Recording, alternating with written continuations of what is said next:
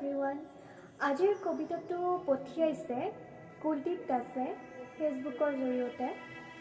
তো আজি মই কুলদীপ দাসৰ কবিতাটো পাঠ কৰিম।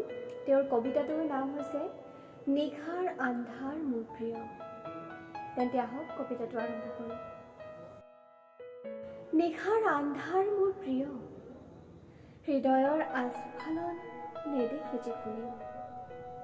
এই নিশাৰ আন্ধাৰতেই বলিয়া হয় আবেগ বিহ্বল মোৰ।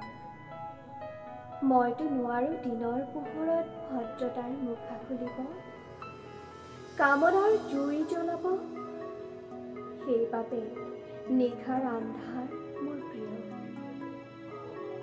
তুমিতো নাজানা কিয় ভাল পাওঁ মই উজাগৰি নিশা, কাৰণ মোৰ যে নাই কোনো সঠিক ঠিকনা।